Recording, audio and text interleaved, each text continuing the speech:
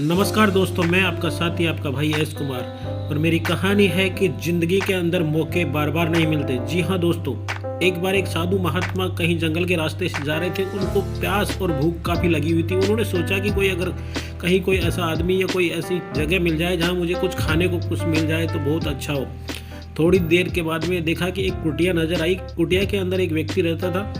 तो महाराज ने सोचा कि नहीं, इसमें कुटिया में जाता हूँ, कुछ शायद खाने पीने की व्यवस्था हो जाए। तो जैसे ही महाराज वहाँ गए तो एक आदमी वहाँ से बाहर निकला और बाहर निकला तो बोला, आइए महाराज। महाराज अंदर गए। महाराज को पूछा, महाराज पानी पीजिए, खाना खाइए। तो महाराज को खाना दिया गया। महाराज ने खाना खाया। महाराज बहुत खुश हुए और बहुत खुश होकर बोले कि ये काफ़ी गरीब लग रहा है, मैं लगता है इसे एक पारस पत्थर जो होता है वो दे दे। और उसको बोला कि ये पारस पत्थर रख और 7 दिन के बाद में मैं आऊँगा और इसे वापस ले जाऊंगा। तो जैसे ही महाराज ने बोला और पत्थर को, उसको पारस पत्थर को किसान को दे दिया और वहाँ से महाराज चले गए।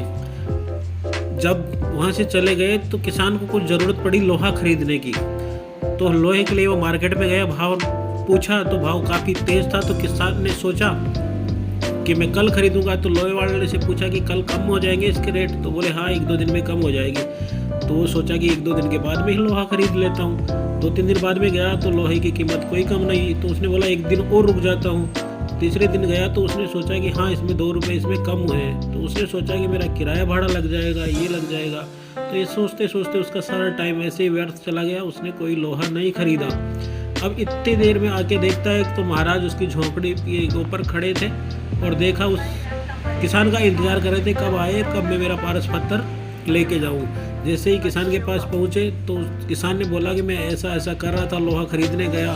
तो महाराज ने सोचा, मूर्ख, जब तेरे पास ऐसी चीज़ दी हुई थी कि हर चीज़ को अगर तू टच करता तो वही चीज़ सोने में कन्वर्ट हो जाती, इसके बावजूद तू ऐसी जगह उस लोहे के पीछे पड़ा रहा। जी हाँ दोस्तों, आपके साथ भी यही होता है। आपके पास खूब जिम्मेवारियाँ आती है, खूब रिस्पॉन्सिबिलिटी जो आपको आगे बढ़ाने में बहुत सहायक होती है, मगर आप सोच के छोड़ देते हो, आप कुछ करना नहीं चाहते।